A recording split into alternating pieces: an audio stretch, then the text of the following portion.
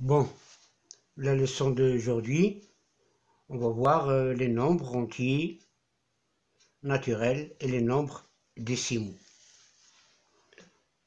Un nombre,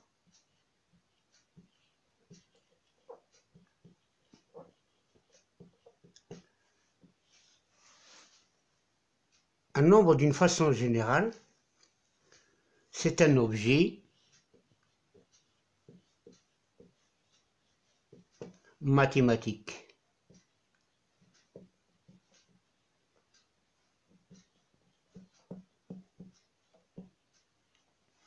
C'est un objet mathématique. كائن رياضي. C'est un objet. C'est un objet mathématique. Donc vous savez que les nombres, on les utilise dans notre vie quotidienne, soit par exemple pour compter certaines choses, pour classer certaines choses, pour définir par exemple certaines grandeurs, comme les longueurs, les capacités, les masses, les tensions. Donc vous voyez que le nombre est très important dans notre vie actuelle. On parle par exemple de 4 kilogrammes de pommes.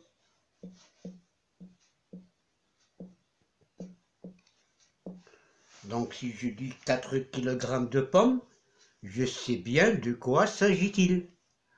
Je sais que je parle des pommes, d'une part, et d'autre part, je parle d'une quantité de pommes bien définie. Elle est définie par 4, par le nombre 4, et l'unité kilogramme. Donc 4 kilogrammes de pommes. 4, c'est un nombre entier naturel. 5, c'est aussi un nombre entier naturel. 10, c'est aussi un nombre entier naturel.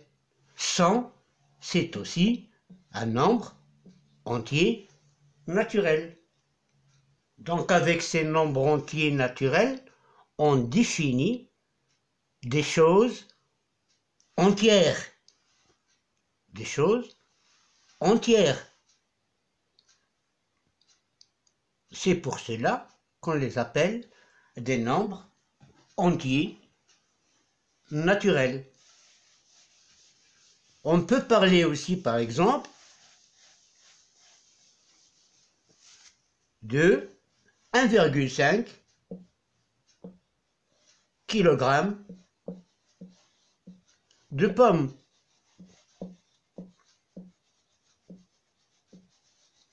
Donc là aussi, je sais bien de quoi s'agit-il. Il s'agit des pommes d'une part et d'une quantité bien définie de pommes. Cette quantité-là, elle est définie par le nombre 1,5 et par son unité qui est le kilogramme. Ce nombre-là, 1,5, ce n'est pas un nombre entier, mais c'est un nombre décimal. Donc vous voyez là, ce nombre-là, 1,5, qui n'est pas entier, parce que il ne définit pas une chose entière. Il y a une moitié, 1,5, 1,5 kg.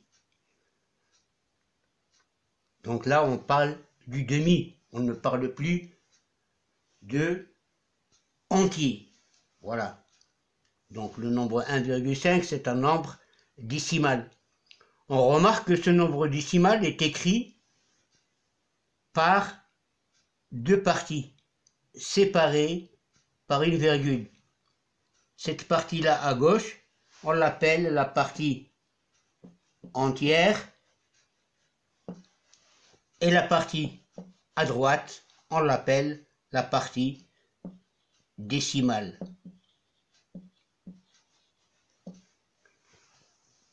Donc, vous avez des nombres entiers, naturels, et vous avez des nombres décimaux qui sont écrits par, ou bien qui sont écrits de deux parties, une partie à gauche et une partie à droite, la partie entière et la partie décimale, et on les sépare par une virgule.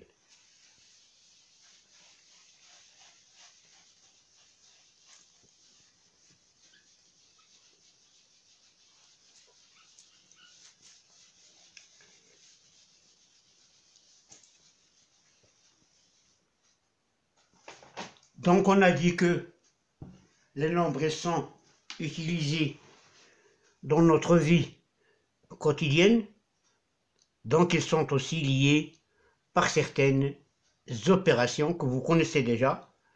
Vous connaissez l'addition, la multiplication, la soustraction et la division. Premièrement, on va voir l'addition.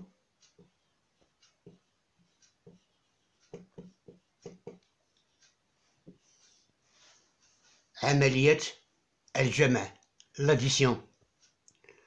Un exemple, 7 plus 4, c'est égal à 11.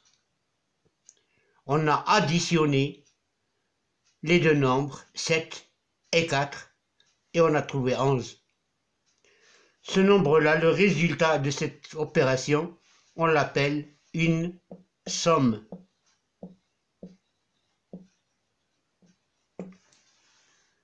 Et 7, on l'appelle le premier terme. Et 4, le deuxième terme. Donc pour l'addition, le résultat c'est la somme et on parle de ce qu'on appelle le premier terme, le deuxième terme, parfois même on peut parler du troisième et du quatrième terme, etc.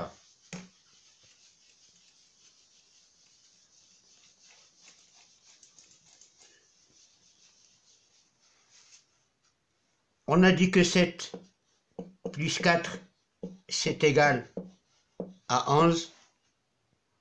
On remarque que 4 plus 7 c'est aussi égal à 11, c'est-à-dire que 7 plus 4 c'est égal à 4 plus 7 et c'est toujours égal à 11. C'est-à-dire que dans une addition, on peut changer, on peut commuter les termes de cette addition. Et puisqu'on peut les commuter, on dit que l'addition est une opération commutative. Il est commutative.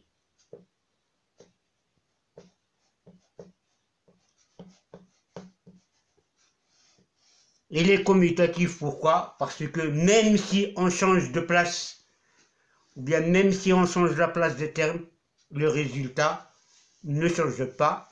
Donc on dit que l'addition est une opération commutative.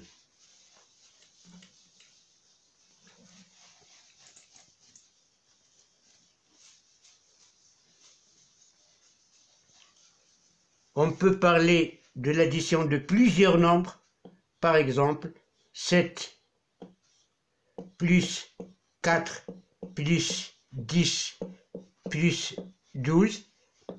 C'est une opération d'addition. Il y a 4 termes. Le premier terme, le deuxième, le troisième et le quatrième.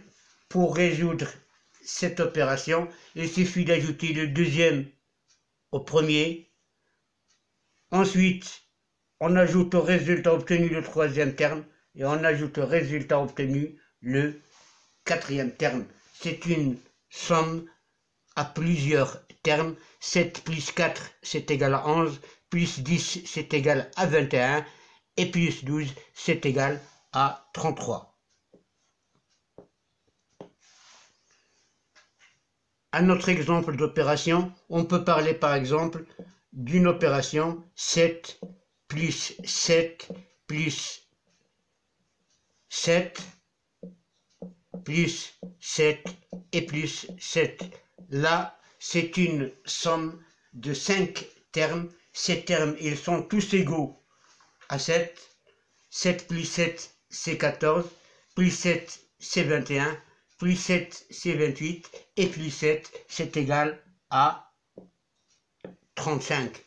Donc 35, c'est le résultat d'une somme de 5 termes qui sont tous égaux à 7. Au lieu d'écrire 7 plus 7 plus 7 plus 7 5 fois, on écrit directement 7 avec un autre signe et 5, et c'est égal à 35. Donc cette opération-là, on l'appelle la multiplication. Donc la multiplication, normalement, ce n'est qu'une addition de plusieurs termes qui sont tous égaux entre eux. 7 fois 5, c'est une somme de 5 termes qui sont tous égaux à 7. Et de là, on va voir directement la deuxième opération, qui est donc la multiplication.